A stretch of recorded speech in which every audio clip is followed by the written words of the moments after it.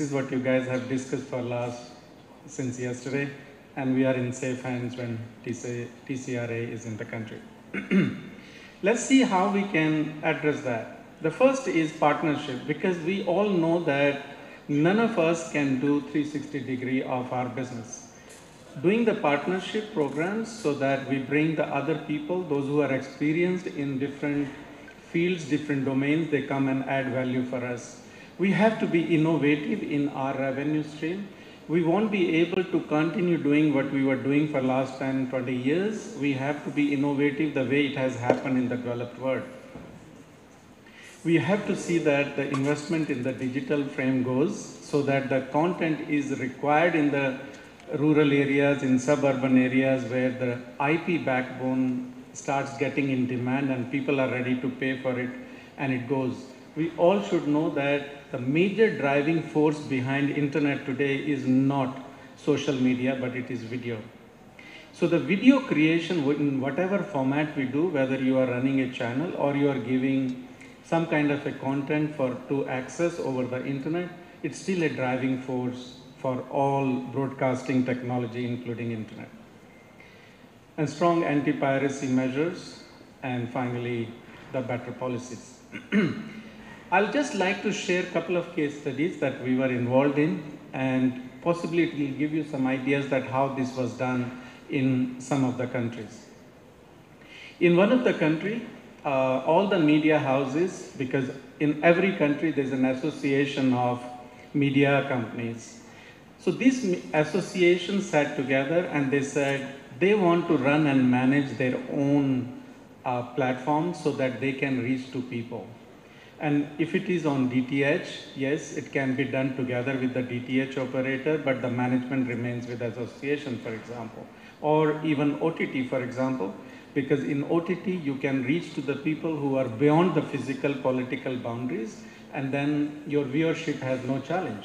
Today, if you put your content on OTT, it can be viewed in worldwide wherever people need to watch this content. So when this association started getting the things together, they built the platform, and this platform was almost cheaper to like 30% of the market cost. This platform becomes affordable for smaller televisions and the content creators because they could not afford the bigger platforms, bigger satellite bandwidth, for example. So when it comes to 20 to 30, 35% of the market price, imagine the new players also start getting involved in it. And finally, this whole thing was done within the country so that it remains legal, it remains as per the compliance. And then whole industry worked towards how to take the set-top boxes to the customers. Keep in mind that whenever a platform people are distributing the set-top boxes along with it and also creating the content, it becomes too much for any company to work on. And that's why it's a model where set-top boxes are given to third party or an ecosystem or a supply chain is the only model that is workable. So the industry worked towards to see how the set-top boxes can be taken at a very reasonable price, affordable to people outside the metropolitan cities. And 2 years later, this platform was able to reach to the whole country, and the supply chain of the set-top boxes was already built. And then the content players, they were very much focused towards creating the content, managing the content, rather than looking at the transmissions or looking at the set-top boxes procurement, set-top boxes distribution. It becomes too much beyond their domain. So this was the case study one, and I'll try to mold these case studies to see how we can also develop the same in Tanzania. Second case study, I give it from another neighboring country. Actually, this is South Sudan. Our background is, while we are working on the transmission, not only we do the media, we also do mobile transmission technologies as well. We work with all the leading mobile operators. So we were working with one of the mobile operator in South Sudan. One of the common thing, a philosophy was that outside the 4 or 5 major cities, there is no market. Either there is no affordability or people are not looking forward for it. But I think when we went into deeper inside the market survey, we realized that actually the people, those who are living outside, they have the similar requirements what we have in urban. The only challenge was that there was no handset available in the rural areas. So if you go and put a tower and you don't make the services available locally, including handsets, the mobile operator sitting in the capital city always thinks there's no enough demand. And third, the situation immediately changed the moment we started bringing the handsets to the people in a cheaper model, in a promotion model. So can you imagine in last 2 years, after this survey was done, we did this pilot sites. As on today, more than 100 new sites have been installed in South Sudan, where people used to think that there was no requirements. Yes, it has changed with many other different promotions, marketing and different incentives, but end of the day, it is expanding and it is going to help the people in the rural areas. Today, if you say you give the handsets from a mobile company, but it is locked. Locked means it does not work on another operator. It only sticks to the operator that you are buying from. Yes, it was quite popular in most of the countries.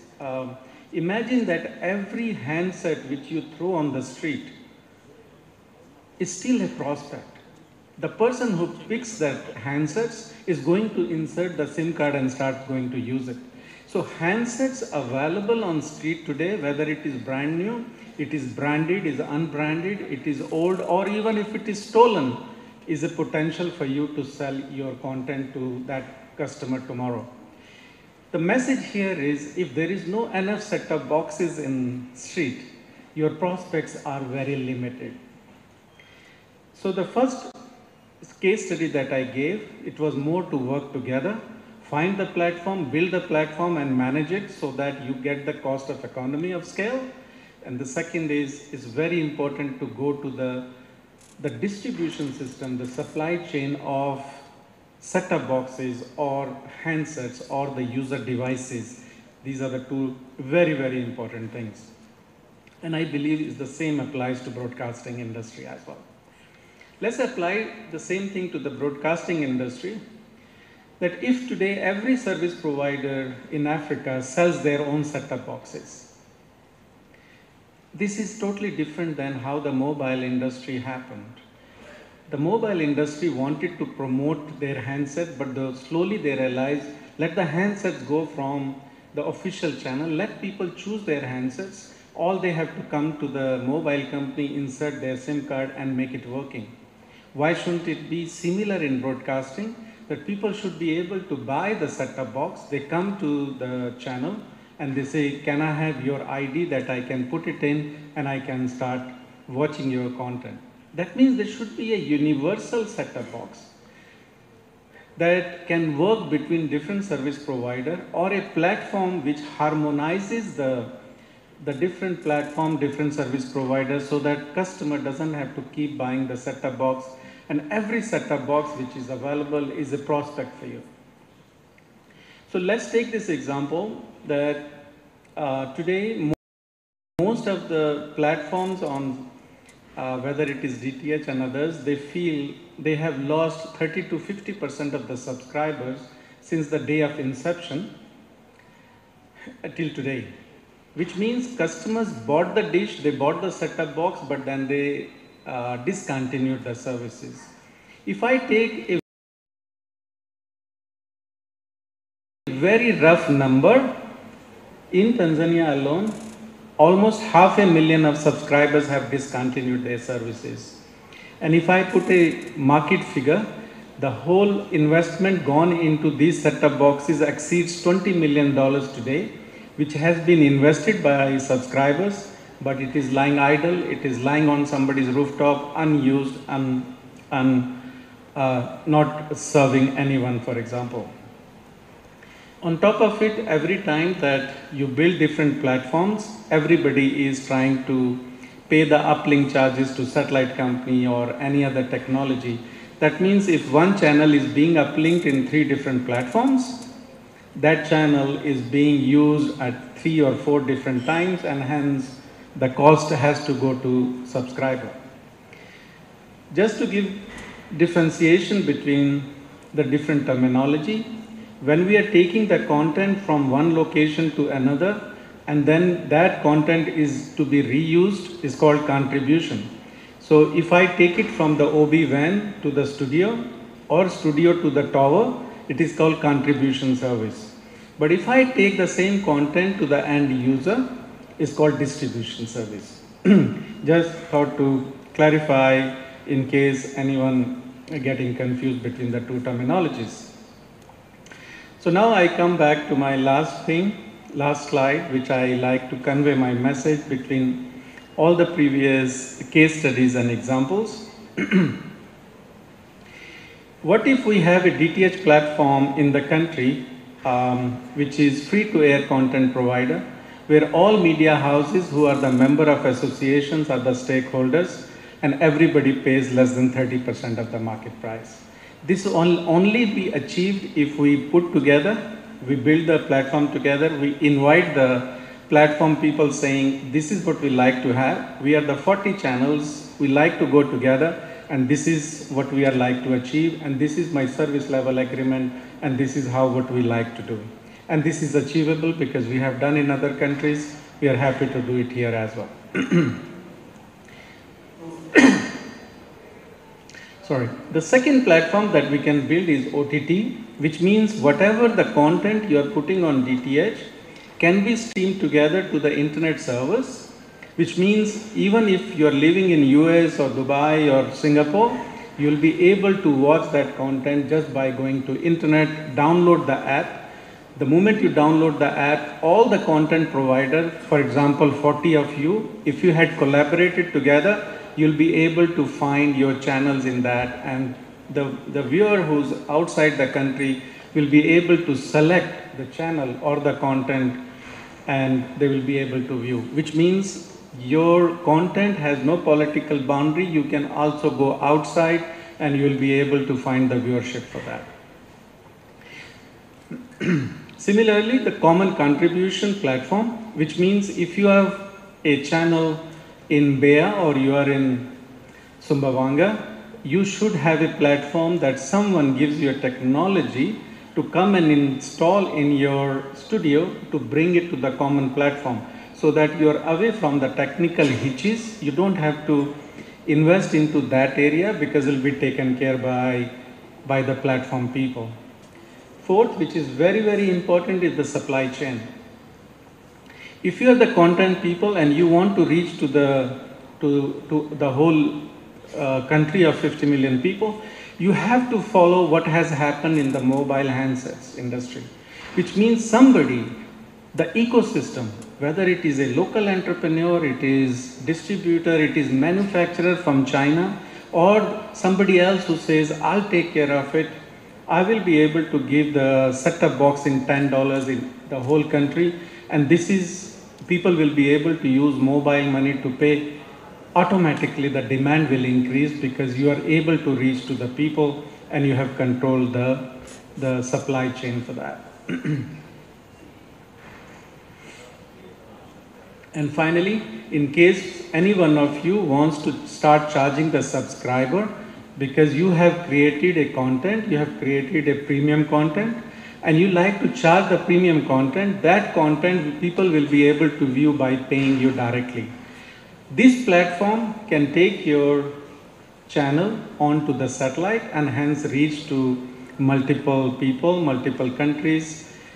Second, it will take you to internet, which is OTT platform. It will have a common contribution, which means you don't have to worry how to bring your content to the central location.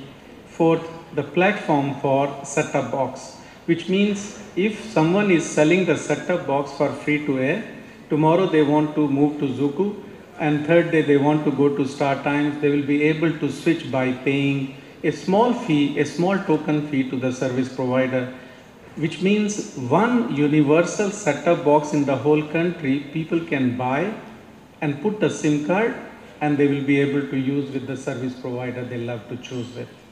And finally, the supply chain, which means you should not be worried about the availability of set-top boxes because the ecosystem will automatically manage and control. And finally, you can start charging for the content in case you love to, because the same platform will allow you to integrate with the payment system as well. Finally, this is how the DTH platform looks like, that you will have your content, your studio, the contribution will come to the platform, it will be uplinked, and finally it will reach to the whole country or possibly in whole sub-Sahara Africa. Similarly, the OTT platform will take you to internet, which means anybody who has the app in his mobile, tablet or laptop, whichever part of the world, they will be able to see. So I conclude with this by saying, we have a common saying in this continent, says, if you want to go fast, yes, you can go alone because then your dependencies are not there. But if you want to go far, we have to be together. And this is something that we all can